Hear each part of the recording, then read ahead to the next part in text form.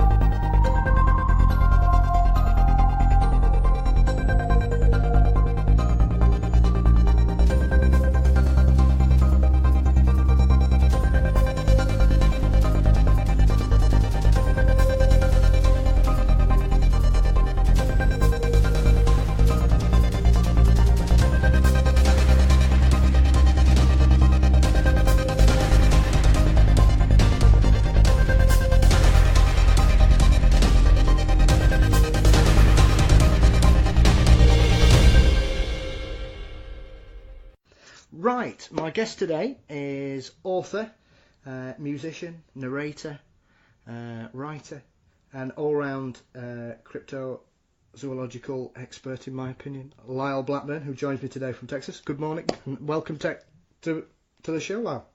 Hey, good morning. Thanks for having me. Hey, my pleasure. So, bit of a busy period for you at the moment, a lot going on. Yeah. Seems to be always a busy period, and increasingly so. But you know, that's a good thing. Absolutely, yes. Well, I've noticed there's a lot going on as in regards to Boggy Creek. Obviously, I've seen that you've been doing some film work for the Blu-ray re-release. Is that right?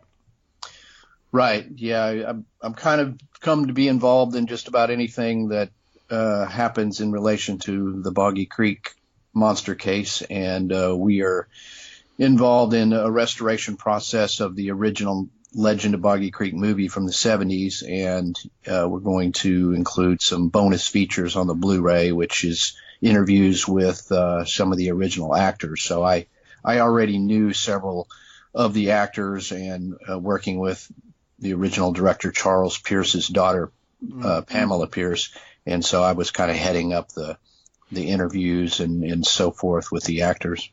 Yeah, I mean, obviously, because for me, you've become synonymous with the Boggy Creek case for better or worse. I think, you know, obviously with your book, you know, the first book that you did in regards to the Boggy Creek case, and then obviously returning to that. Have you found, you know, alongside the film for Small Town Monsters, have you found that obviously the way you approached the book and how respectful you were has allowed you to be? Are people more candid with you because they've seen you've treated the subject with respect? Absolutely. I think it's something that my reputation and the way I've gone about you know, doing the writing and whatever work we've done in film has allowed people to be comfortable with me and to know that their stories are handled with respect. You know, whereas early on when nobody knew who I was, or especially when I just showed up in the town of Fouke, you know, a decade ago, you know, claiming I was going to write a book and this and that, you know, they don't know me from anyone. So, you know, naturally people are reluctant, you know, to speak with me. But, you know, fast forward now, people are happy to share the experiences, and they want to, because they want to tell somebody, but they want to tell somebody who's going to take them seriously. And so that has obviously helped me a great deal to, you know, learn about other sightings that occurred in the past, or if there's a sighting that's recent, people are happy to tell me about it. So that's a great thing. So obviously, for those who are unaware of the Boggy Creek case, which I find quite hard to believe if you're interested in anything of this nature, how did it sort of, what was the catalyst to get you involved in it and want to, write a book and take it from there? Well, essentially the story became public in 1971 when there were sightings of a Bigfoot-like creature in southern Arkansas in the area of Fouke, which is a small town just across the border from Texas where I live. Yeah. And these sightings were talked about in the newspaper. There was kind of a sensational sighting at the beginning where someone was attacked by this alleged creature and ended up in the hospital. And then following that, there were several other incidents where people saw an ape-like creature crossing the road and so forth. And that attracted the attention of a would-be film director from Texarkana, which is the closest big city to Fouke, by the name of Charles B. Pierce, who ended up making a movie called The Legend of Boggy Creek, which came out in 1972. And that kind of made the case obviously much more famous and well-known, and people of a certain age all saw that movie. I mean, hundreds of people literally come up and say, "Oh man, that movie scared me to death as a kid," and all that. So I was fortunate to have seen the movie in the early 1970s myself in a drive-in theater, and having an interest in Bigfoot and Loch Ness Monster and things like that, it obviously attracted my attention. It was kind of done in the style of a docudrama horror film, and I was a big horror film buff, even at an early age. So that right there just kind of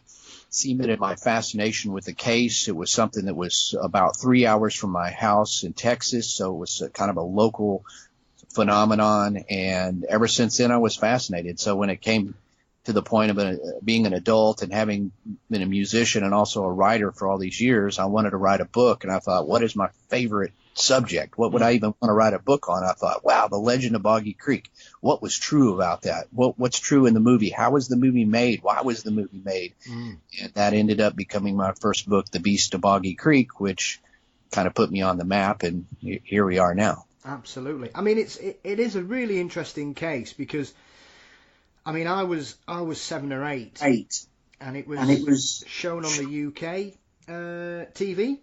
So it had obviously, it had crossed to the UK, which I always found extremely surprising. That probably at the same time it was picking up the cult following, in America. It garnered a little bit of a cult following in the UK because it was shown on primetime TV at 6 o'clock on a Friday evening, which, looking back, was probably not the best time to show a film of that nature because they showed it uncut as well. So as an 8-year-old, I was absolutely terrified when I saw that film, especially the way it comes across, like you say, as a docudrama horror film. Absolutely. And that kind of reaction was universal to anybody who saw it at that time, especially kids. The funny thing is, it's a rated G movie, but there's no blood or violence or anything. It was just shot in such a spooky way. And it was based on real sightings. And many of the actors in the film were actually the people who had seen the creature, sort of reenacting their sighting, or it was locals that kind of stood in for others. So it had that very real feel that captured people's imaginations and came across, it's the best format to tell this story. So, and the fact that you saw it in the UK just is a testament of how widely that film was distributed and how many people saw it. So it just made it so super famous. And actually, I couldn't, when I started looking into writing a book, I couldn't believe no one had written a book on it. Yeah. I mean, it'd been covered in some other, mentioned in other books. Lauren Coleman, for example, would have a section in his Bigfoot books on it, but nobody had dedicated a whole book. And I was thinking, wow, this is amazing. I just cannot believe, as famous as that film was, nobody had written a book. So it was kind of destiny, and it it was something that I felt I could do a good job at, and that's kind of how it happened. Yeah, I mean, it's one of those things that, for me as well, because obviously I know the story and I've seen the film and obviously was fully aware of it. When I found out that obviously your book had come out and read it, I was, as you say, I was stunned to discover that nobody else had really gone after it, and I can't really understand it now, unless people who saw the film just thought, well, it's just a film and that's it, and didn't really look past the entertainment aspect of it and just thought, well, here we are, we've got a monster movie set in the southern states of the US, and left it at that. But like you say, obviously the film featured a lot of people who recreating their own sightings and their own experiences, and then it was all shot in the area and in the actual locations where some of these sightings had occurred.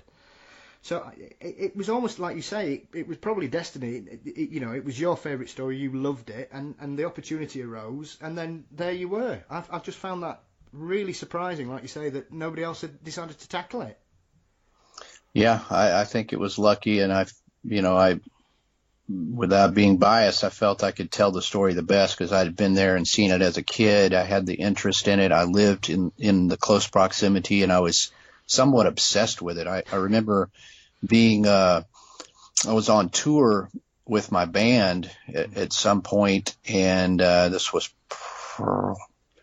I don't even know what year, but I was in a truck stop and I saw it on DVD, and I was like, oh my gosh, I hadn't seen this so many years. And I think I had a VHS of it or something, but I didn't have a digital copy, and I bought it, and I had a laptop that would play DVDs, and I would sit in the van and watch that thing every night before we had to get on stage. The rest of the guys were in there, whatever, hanging out at the bar, whatever. I'm in the van by myself watching this film over and over. They thought I was nuts, and I was like, I'm just obsessed with this. So I'm glad that nobody wrote a book, because that just gave me the opportunity to be the one to do it. I think one of the strengths of the book is, as you referred to earlier, is that you've come into that town as a stranger, really, and obviously we can now look back and see what happened, after the original release of the film, where a lot of people were not necessarily humiliated, but as is often the case in situations like this, there was a lot of negative response to the people. So when you got into folk, how did you go around, building that reputation of, and getting people's trust to come forward and talk to you honestly? Well, at first, I just kind of asked around, trying to find people that, knew something about it or had sightings and things like that. And fortune was with me, because immediately I was introduced to a guy who had been there during all this. He was a teenager in the early 70s, and his mother had been the one that cast some of the original footprints. And he had a great interest in this. He owned a place called the Monster Mart, which is a convenience store there in Fouke that is the only place where you can see, have things to see. It's a lot different now than it was when I first went in there a while back. But I was quickly introduced to him, and he kind of, drove me around, showed me sights. And then I was introduced to a guy who runs a local museum there that's a historian on the area.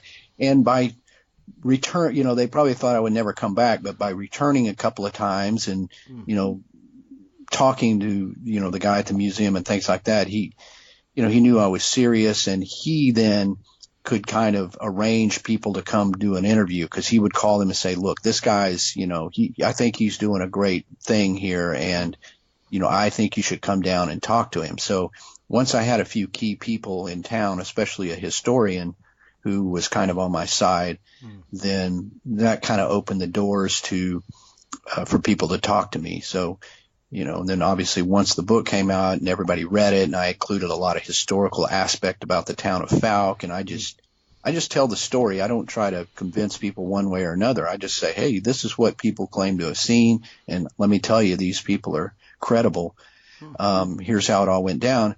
Once they read the book, they thought, okay, this is great. I mean, nobody's laughing at us. There's no snickers. It reflects what we feel about it. We can't prove it or explain it, but this is the facts about the case, and that obviously now makes it, I can show up in the town and, I know probably know more people there now than I do in my own neighborhood. Well, I suppose that's a good thing, Lyle, and I think it speaks volumes to the way that you treated the subject as well, because, one of the things I took from reading the book was how respectfully you treated the whole story and the people, because once you dig into it, it is it is on the record that the amount of belittlement that went on to some of the people, and and the allegations that were made against people like Smokey Crabtree and things like that obviously would set people up for being really wary, especially when it had been put to bed for quite a while as well, for you to then turn up. But like you say, because of the way you were with people, it probably did you find that more people were coming forward because of the way you treated some of the original witnesses?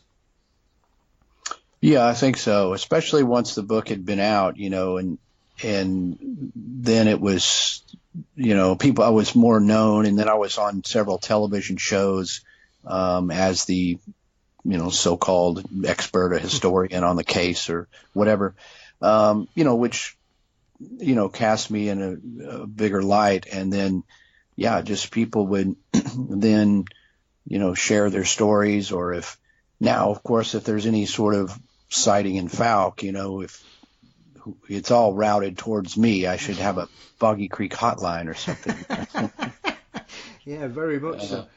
So yeah, it's easier to get reports now, and people trust me, Yeah, well, I suppose, I think it's one of those people that, and it's testament to the quality of the book and the work that you put into it, that you've basically become, without wishing to label you, Lyle, as the go-to man when it comes to Boggy Creek and the folk monster and the stories around it. And like I say, I think that's just real credit to the support that you've shown the town. And obviously, if anything, it's probably helped them embrace that period of their town's history.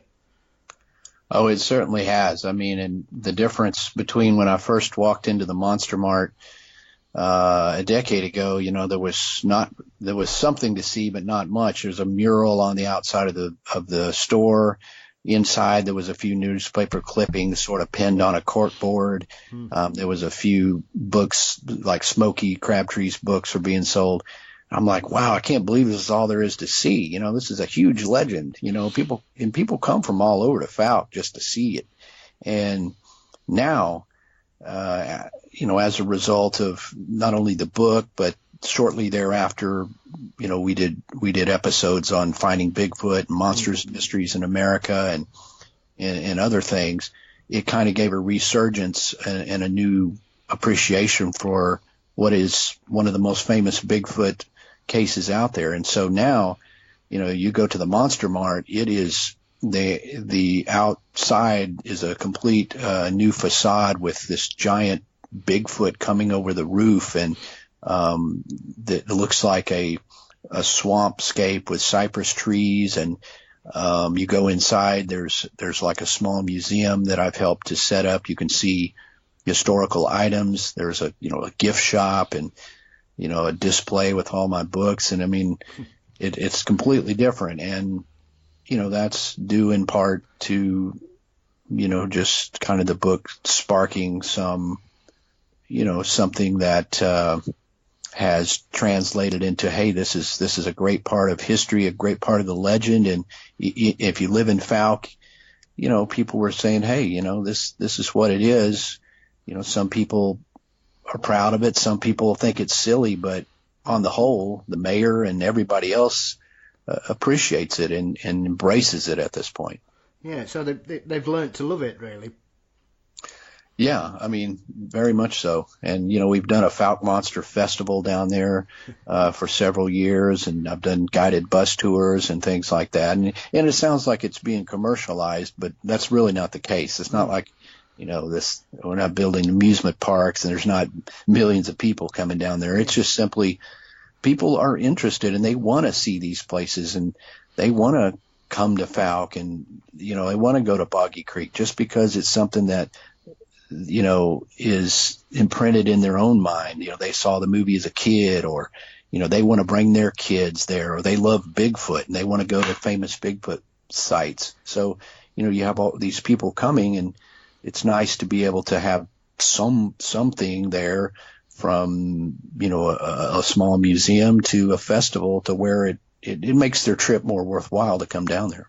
Absolutely. And I think it also gives the town the potential to showcase we're not just about Boggy Creek. There is more to us than just this story here. And there's it's reminded me the way that, obviously since your book and the Small Town Monsters documentary, that it's a very similar way to how Point Pleasance has learnt to sort of come to terms with the Mothman and why people come there because of that. For me, I think it's quite a similar situation. That obviously, there is a bit more to Mothman because of obviously what happened with the Silver Bridge collapse. But I think sometimes some of these places seem to think, oh well, let's just keep it there and not remember it and hope nobody comes. But I think now it's very similar to the way, for example, say somewhere like Loch Ness has fully embraced the culture of having a local legend and a monster in their vicinity. Absolutely. I mean, I think that reflects modern times where, it's they're not as embarrassed about it, or people don't. I guess more like people don't think you're crazy because you say you've seen things like this. We've seen plenty of television shows where, average people, could be your neighbor. I've seen something strange, so it's not as doesn't seem as culturally a stigma if you claim to see something like this. So I think as a result, the towns are like, hey, this is, and then now it's become part of their history, and it just is what it is. And like, Point Pleasant can embrace the Mothman, and Falk can embrace the Boggy Creek Monster, Bishopville can embrace the Lizard Man or whatever. And it doesn't mean they necessarily believe or don't believe. It's just that they recognize it's a part of their town history, and hey, let's have fun with it, Yeah, absolutely. So, since you've done both books, have you found that there have been some fairly recent sightings, or anybody's had a recent experience that they've basically said, you'll never believe I've had an experience as well?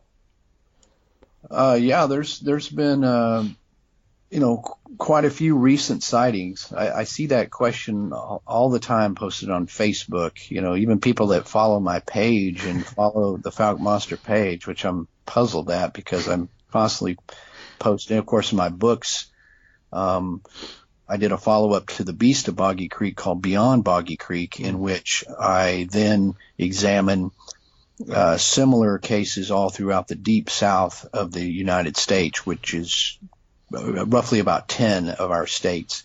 And in that, I kind of offer some updated encounters from the Falk area that I didn't have when I finished the Beast of Boggy Creek. And in the years, there's been,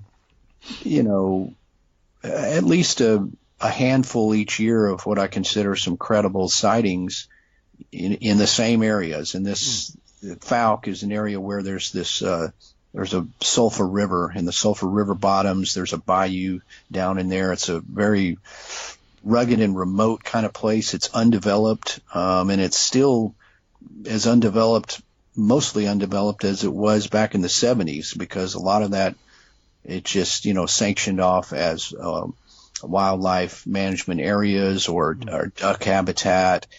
And it's great that they've kind of kept it that way. So I think that it's plausible that if a creature or creatures, a population of these things existed down there at one time, they could very well exist down there now.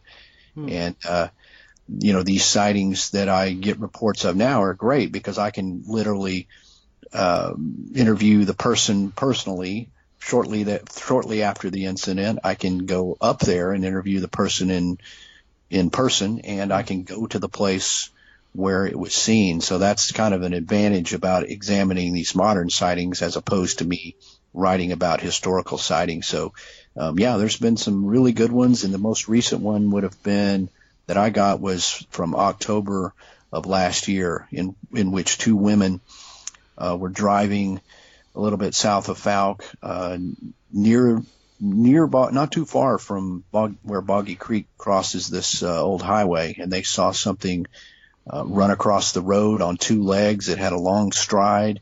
It was agile enough to where they believed it wasn't, a person in a costume or anything silly like that. And this thing was moving at a pretty good rate and ran off, eventually into the trees and out of sight. But they were fairly confident that what they saw was something unusual, and I was able to get that report, and I was able to go right there. I know the exact area where it was seen, so it is an area where I've had other sightings reported over the years. Fantastic. I mean that is the benefit, because obviously, as you say, for you it's just down the road, really. So you are quite fortunate that you've fallen in love with a monster that's pretty local. But there was something that was mentioned, because I've been watching the new Small Town Monster series in the trail of Bigfoot, and there was something that was mentioned in that I've never really thought of before, and it was all about the kind of difference between your kind of West Coast and then your kind of East Coast cryptids, in regards to the ones on the east tend to be a bit more aggressive and angry. In comparison to your traditional Bigfoot hotspots of Oregon, Washington State, and Northern California. Is that something that you've considered in regards to Boggy Creek, or do you think it's somewhere in between? Because it's a bit more, when you look at some of the historical reports anyway, that certainly seems to be a bit more of not necessarily aggressive, but it certainly seemed a bit more forthcoming in making its presence known, shall we say?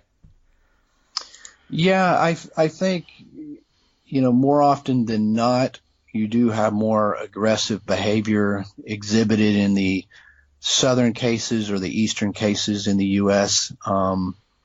Certainly so. I mean, there's a little bit of distortion, especially in the Legend of Boggy Creek, because the movie itself and some of the most famous sightings really were played up the aggressive part of it, whereas, there's plenty of other sightings that have happened where it was simply crossing the road, or it didn't come running at people or something like that. Yeah.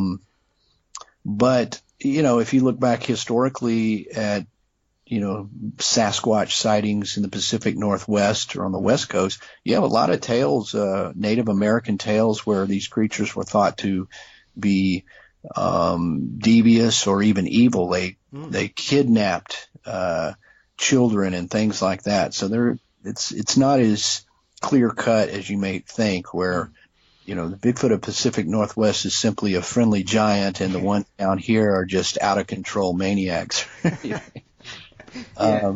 It's a little bit dispersed, but that being said, they're, in the case of some of these Legend Boggy Creek, some of the skunk ape incidents from Florida, there's cases of Bigfoot aggression in states like Ohio, which would be a north central, northeast part of America.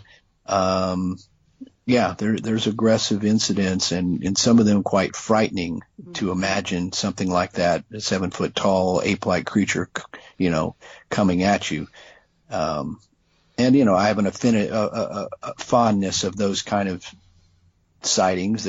Because they're very much Legend of Boggy Creek. It's frightening and scary, and my gosh, what is it these people are seeing and experiencing? So I'm always partial to those kind of sensational sightings. Yeah, absolutely. It gives it it gives it some kind of different kind of aspect. I think if there's some kind of sort of, obviously the famous clip in the film is obviously where the arms come through the window and everybody starts screaming, and you can do that, and obviously, like, as you refer to, there are cases that you in the Washington state, obviously in California, you think of Ape Canyon is a prime example, and that's not a very friendly situation at all once you dive into that, which was something I was mentioning to Seth last week when we were talking about the series, about how it gave me a bit more information in regards to that situation, because I just thought it was one particular incident, and then obviously thanks to the show, I've discovered a lot more about that particular case. So yeah,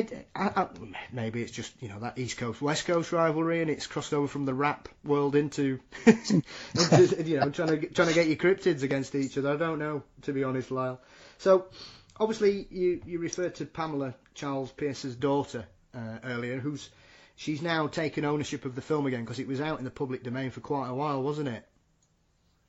Well, it's never been in the public domain, yeah. Although it was thought to have been. That's the thing. It was kind of a murky waters as to where the ownership had gone, or if it had been transferred or anything like that. But it has always been owned by the Ledwell.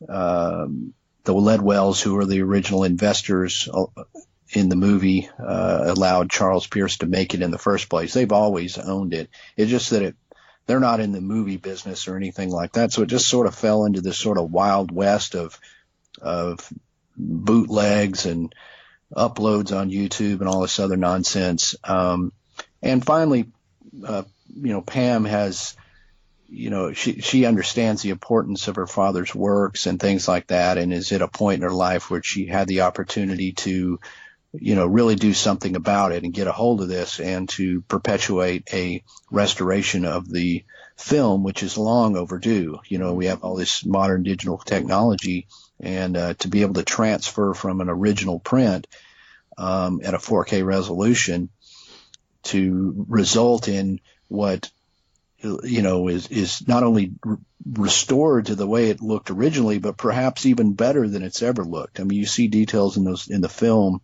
in the restored version, that you can't see in all these dubbed over second generation versions that are out there currently on DVD or what have you, that are very dark. And I mean, this film was beautifully shot, and the direction on it, especially for a first time director, is so impressive that finally people will be able to see this. And certainly collectors have been waiting and waiting for so long to get this movie on Blu-ray. So most of it's just a matter of Pam cleaning up the legal issues and getting ownership. She now has ownership of the film herself. I mean, she is the sole owner. And I've been working with her for quite a few years. Once she recognized I'd written the book, and I had actually found the original oil painting of the movie poster and owned that, which kind of had left the hands of the family under less than desirable conditions, and I transferred ownership back to the family where it really should belong, and to her. And we're working on displaying the painting in a museum in Arkansas, perhaps, and we're also, collaborating obviously on the restoration of the film, because, before Pam kind of got involved, I was kind of the only champion of the movie, I guess, being recognized, but I didn't have the power, obviously, that somebody who is, the daughter of the director has. So once we teamed up, and man, she's really just done some great things, then finally, I think that, here comes another resurgence in the film, in my opinion. Yeah, absolutely. Because obviously, I know, I've got to know Pam.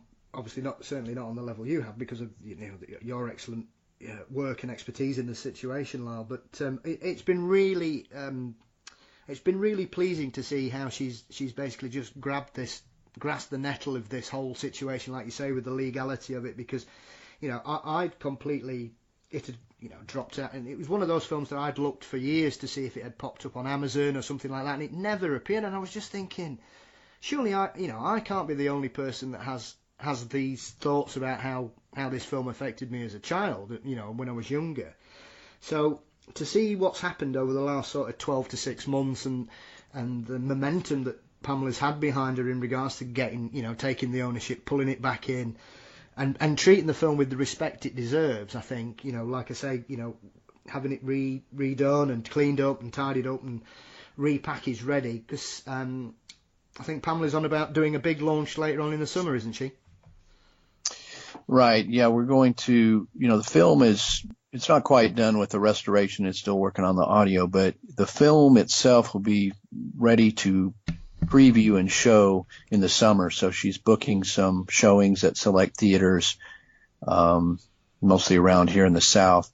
And that's going to help generate some of the funds necessary to, go forward with either the Blu-ray or paying for the bonus materials, because at this point we're basically self-financing this stuff, kind of keeping it, without selling over rights or doing anything, keeping it, close to the vest for now. And so obviously things like this are expensive with restorations and shooting, behind the scenes documentaries and what have you. So by showing these films, it'll allow people to re-experience them in the theater and allow to bring in a little bit of income, and then that can help, facilitate the rest of the process to get it restored and to be released on Blu-ray.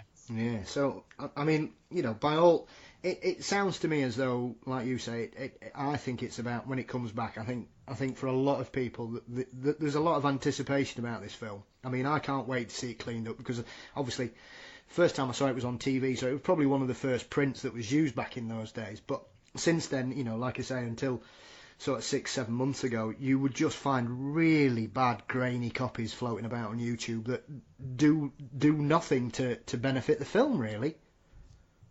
Right. Yeah, I've always, it's just annoyed me at the quality and the people finding the need to upload crummy versions, and just all that just drives me crazy. I mean, it's better than nothing.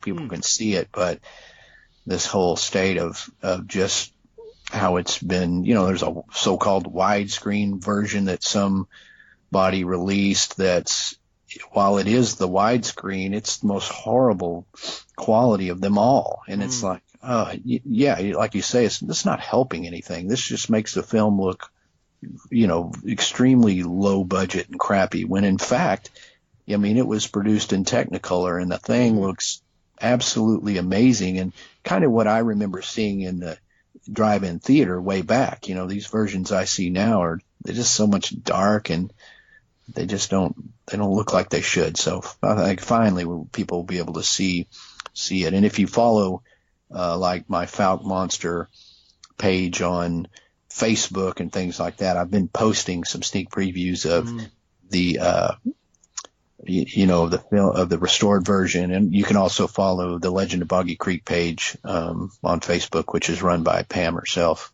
Yeah, I mean, I've seen a couple of bits of it, and it looks like a different film, to be honest. Yeah, totally.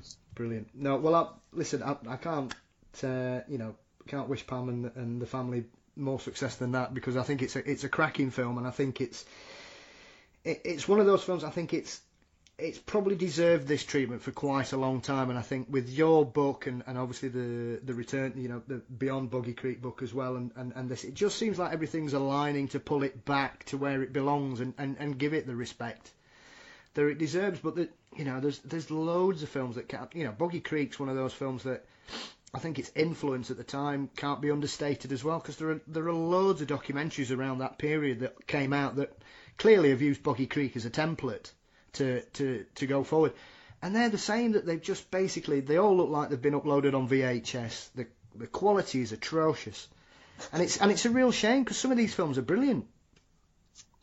Yeah. A lot of those were copied from the VHS to digital. They weren't taken from the prints. The original VHS was taken from a print, and then the subsequent so-called DVD releases are just literally just filmed versions of the second generation versions of the VHS. So, but yeah, like you say, that literally the Legend of Boggy Creek was kind of the template for all these modern shows. They have the witnesses reenacting the case. I mean, it's mind blowing to look at it and to realize what a pioneering achievement this was for 1972, and how it's affected the culture of, Bigfoot and cryptids ever since, because everything is sort of reflective of what Charles Pierce and his style and the way he delivered the story back then. It's just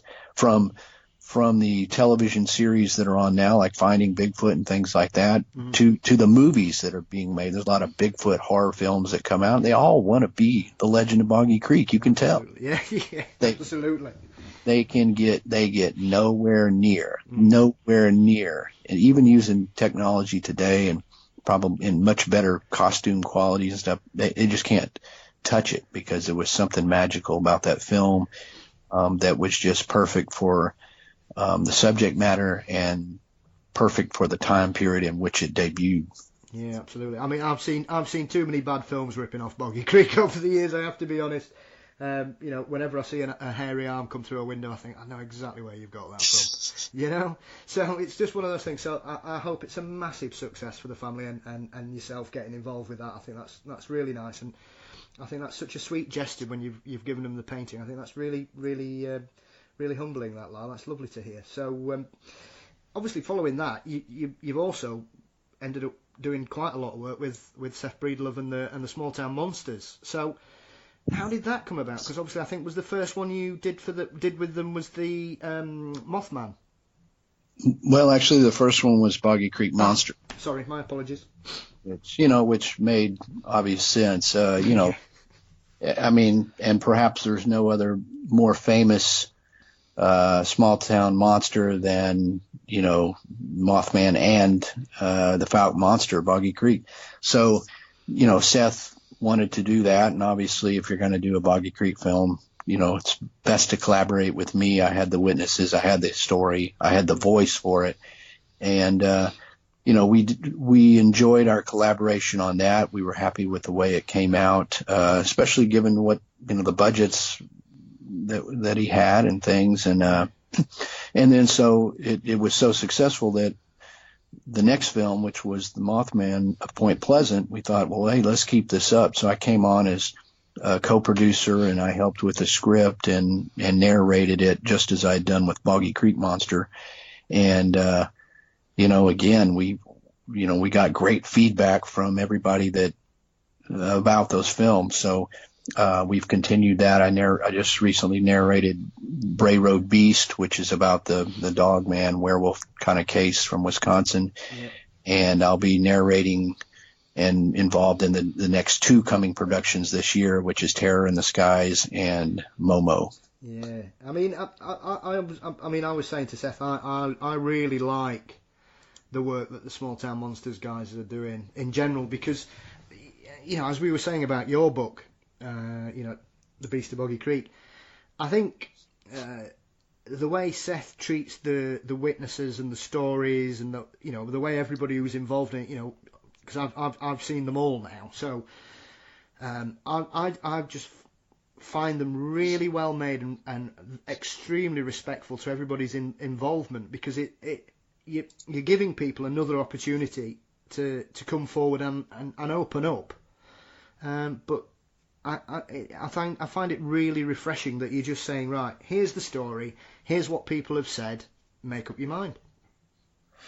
Right, and that's one reason Seth and I work well together, because we're kind of on the same vibe as to how we approach these subjects. And if I was to make films, they would just look like what Seth is doing. So it's great because I do books and cover some TV shows and so forth, and he does the film. So we're kind of covering all grounds with that and collaborating together. So we just work, and everything he thinks of as sort of the approach or how we're doing things, I always completely agree with. So it's an easy collaboration to work together. And I'm glad to be a part of the Small Town Monsters team, and especially because it's a small group of guys, and we're not answering to other people or with big budgets and this and that. We can do it the way we want.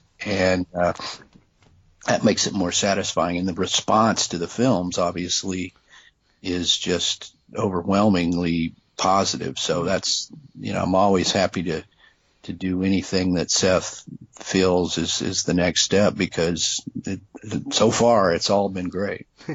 Yeah, I think, going back to what you said about the way you two work together, and if you were doing that, that's it's the way you'd make the film. I think that's what I really like, because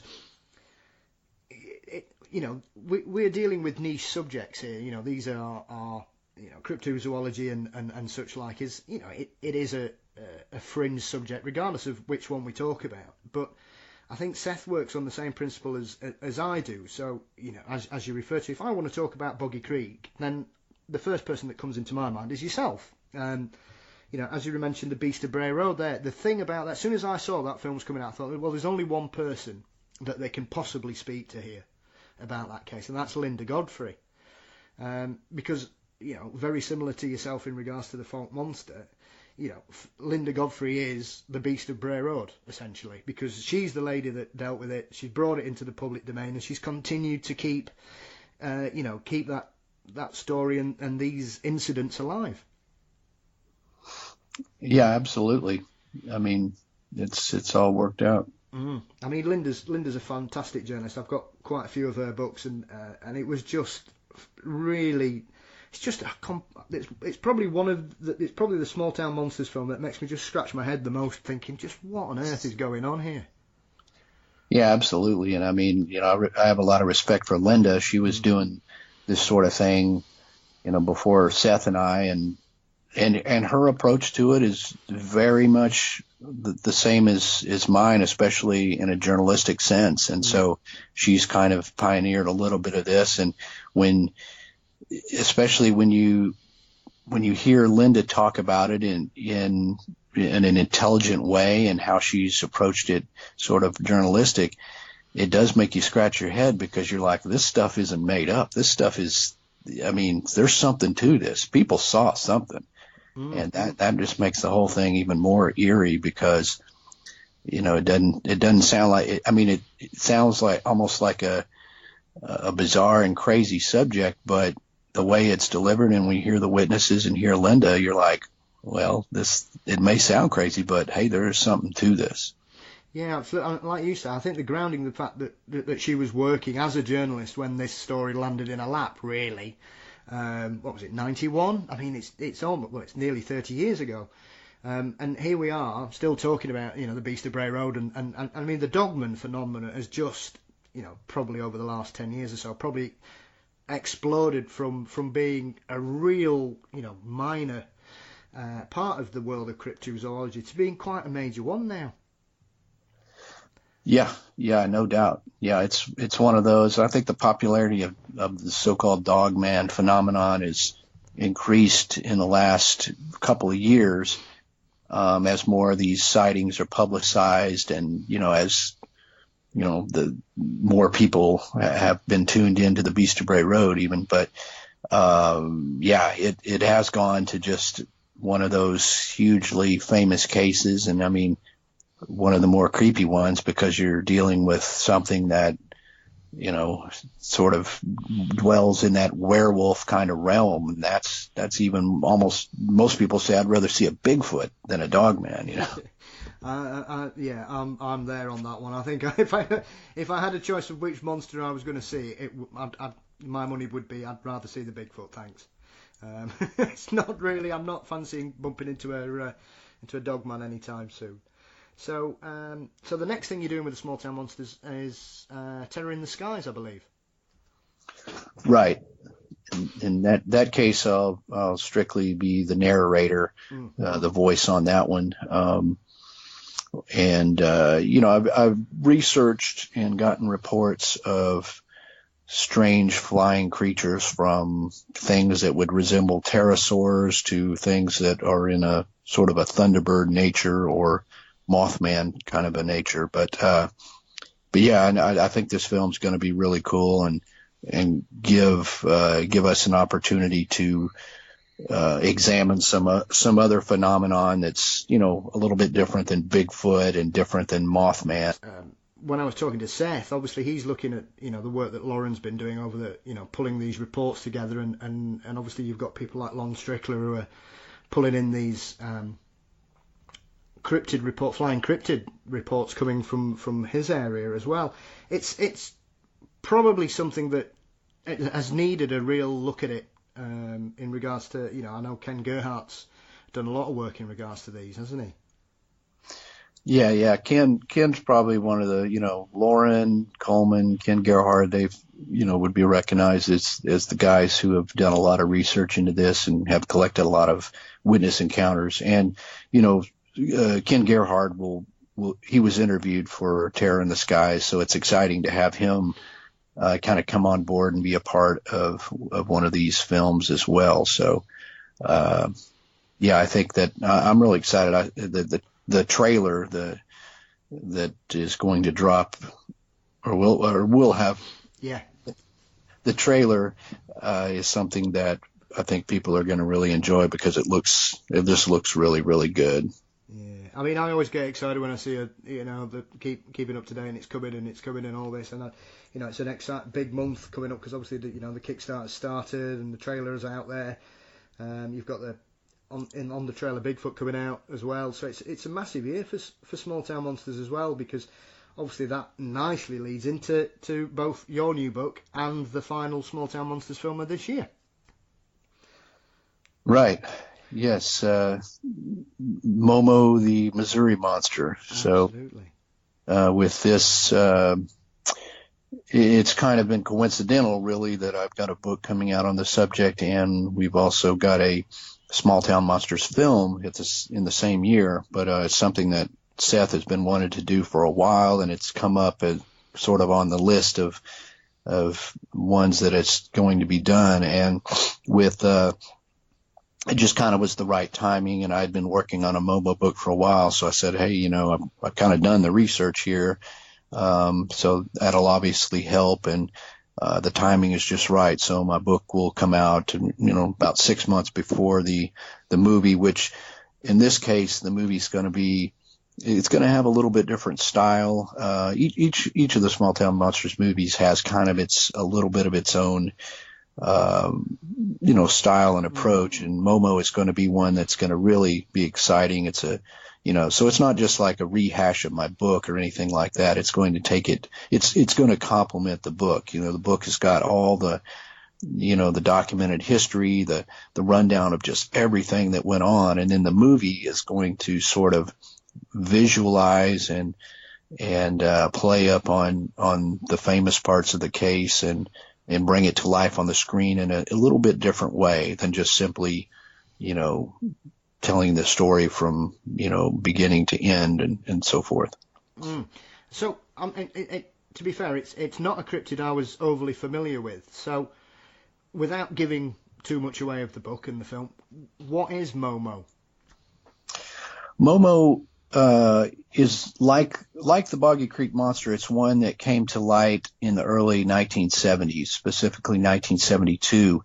It regarded sightings of a hairy Bigfoot-like creature in the United States state of Missouri, and that's located kind of in the along the Mississippi River, kind of in the central portion of the U.S. And at that time, several witnesses in this small town reported seeing the creature outside their rural homes, particularly in an area called Marzoff Hill, which was this big hill that kind of rose up behind this small riverside town of Louisiana.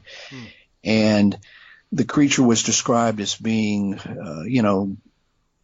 roughly the size of a man, maybe 6 or 7 feet tall, stood on 2 legs, covered in hair. The witnesses said it had a rather large size head with hair that covered its face.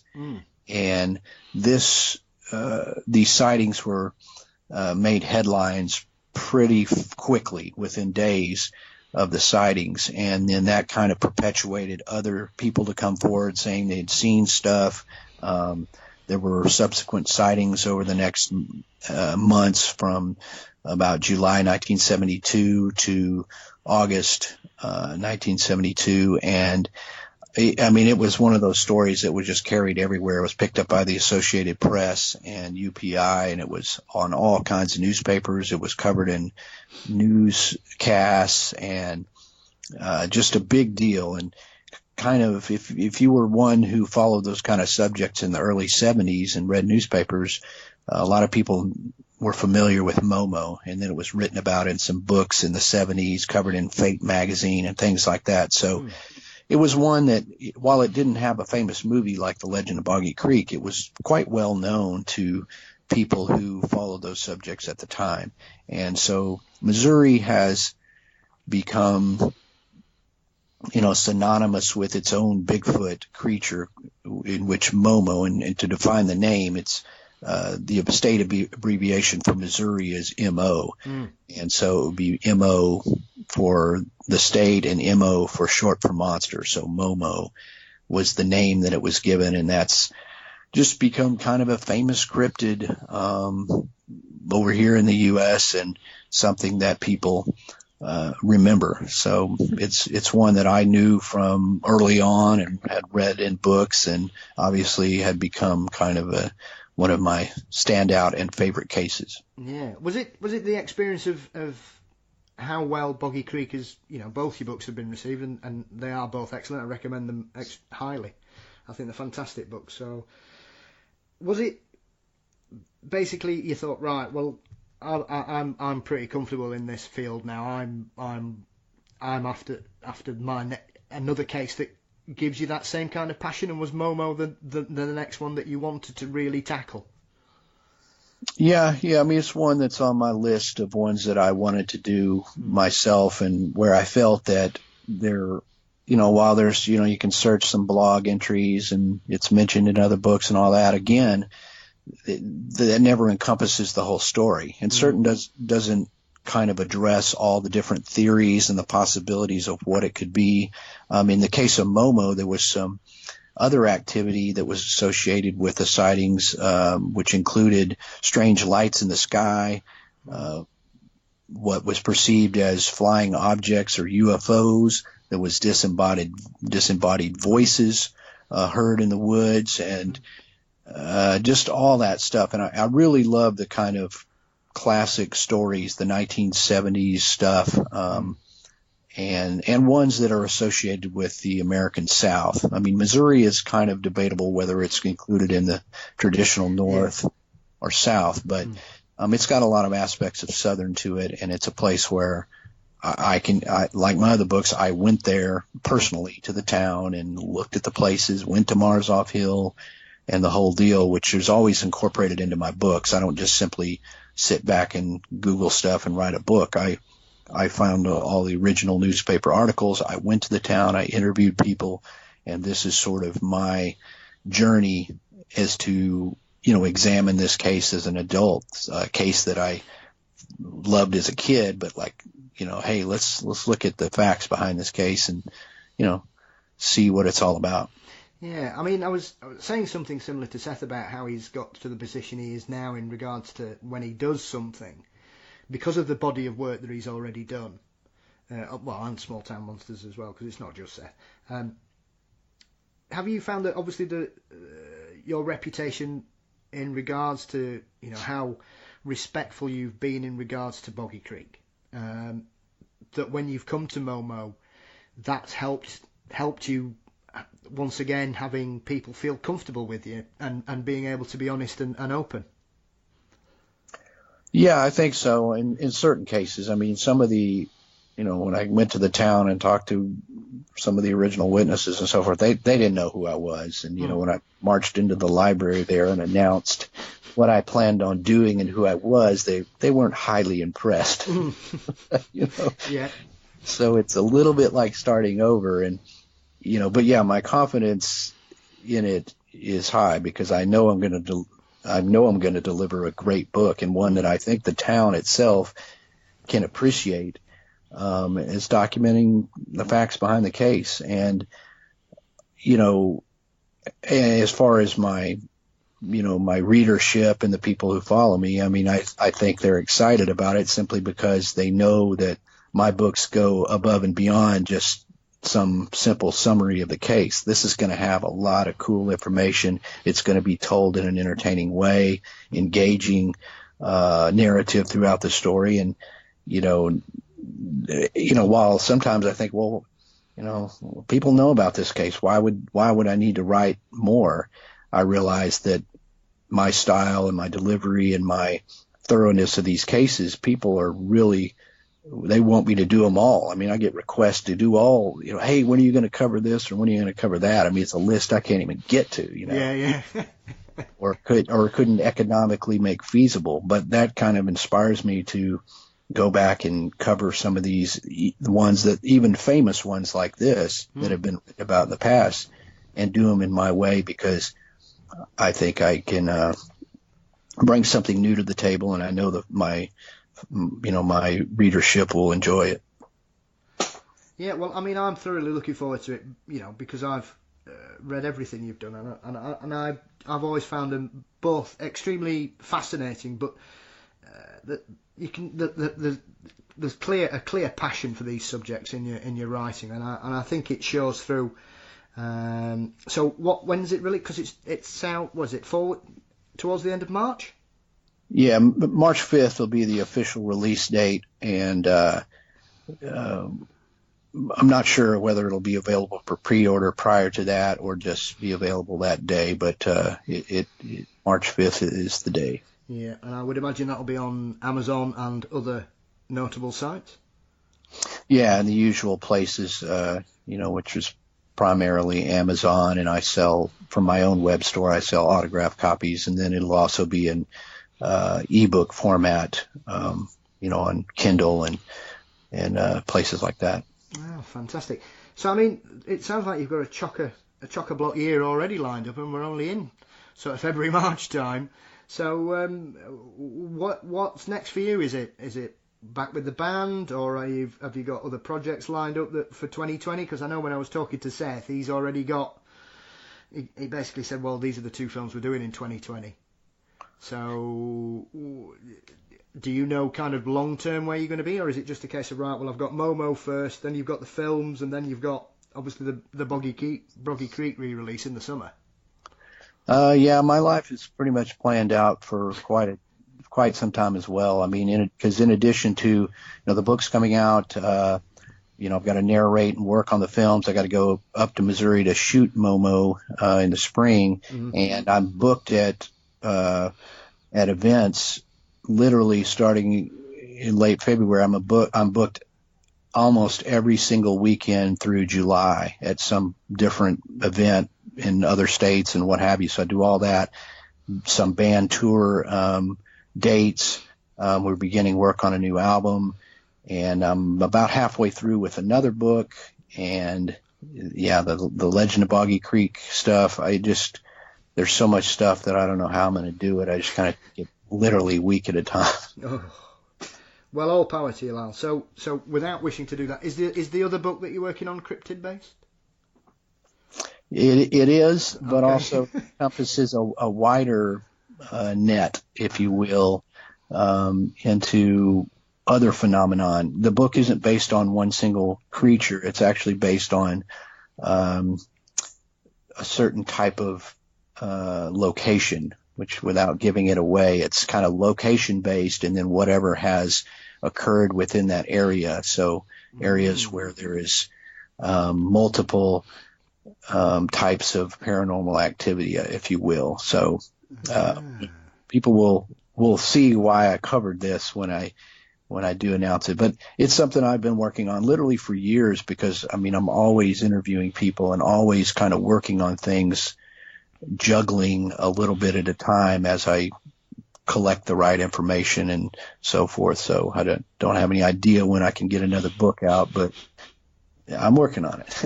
Good. And I suppose as well now that you probably find it easier to get information because people probably come to you rather than the other way around these days. Yeah, in some cases, certainly. And I also, my colleagues, are great have been a great help. I know who to go to for a particular area. If I say, hey man, I'm working on something in this area. Do you happen to know any witnesses or have sightings? So, without my friends and colleagues, I couldn't do this, to the level I'm doing it, because I need their expertise. The same as somebody comes to me and say, hey, I'm doing a write-up, including Boggy Creek monsters in my, top 10 greatest cryptids. What's the latest sighting? So I'm always happy to kind of pass on, hey, well, been the latest one. Here's some of the details. So, hats off to my colleagues and the friends I've made over the years that I can go to get some, boots on the ground information as I'm researching the books. Yeah, and I think that's one of the things that I think the only way we're ever going to push the boundaries of knowledge and investigation in regards to some of these creatures is by probably a lot more collaborative work. Obviously. With the work that you've done with the small town monsters, but the thing that impressed me about On the Trail of Bigfoot that's going to be the next one that comes out is the vast majority of people involved in that. I think there's 21 Bigfoot cryptid researchers, fans involved in it, and it's just people from all over the US who have all just come forward to say, yeah, here we are, and we're more than happy to kind of discuss our aspects and our points to this particular phenomenon. Yeah, it's I may be busy, but Seth boggles my mind is that he pulls off some of this stuff too. I mean, his schedule is crazy. He's cranking out so much stuff, and I mean, we're so busy that I was supposed to be On the Trail of Bigfoot. We were going to shoot some stuff in Falk. But we couldn't even line up our schedules to do it. So there's no doubt he has plenty of other stuff, and we've kind of covered that anyway in Boggy Creek Monsters. So, it's going to be I'm excited to see this thing. Yeah, I can't wait for other people. It's absolutely brilliant. I loved it, and for me, I think 3 hours. The 6 episodes, and it wasn't long enough for me. But that's just me. But so Lyle, thank you. I think you've got obviously with an itinerary like that. I think I deserve to let you go. So where can everybody find your websites? When reconnect when the book's coming out, that type of thing. The best way to find out more information would be to hit up my website at lyleblackburn.com. And that's got jumps to, where you can get my books, jumps to my online store, and even to my band and other related things, such as my Falk Monster website. So just hit up lyleblackburn.com, or you can find me on Facebook at my Lyle Blackburn author page, and you can follow me there, and that'll kind of keep you up to date with all the things I got coming up. Brilliant. Well, listen, thank you once again. Can't wait for the new book, and all the very best with the Small Town Monster stuff and the re-release of Boggy Creek, and obviously the band as well, Gulltown. So once again, thank you so much for your time today. It's been an absolute pleasure, and good luck with the book. Thanks so much. You're very welcome. Take care.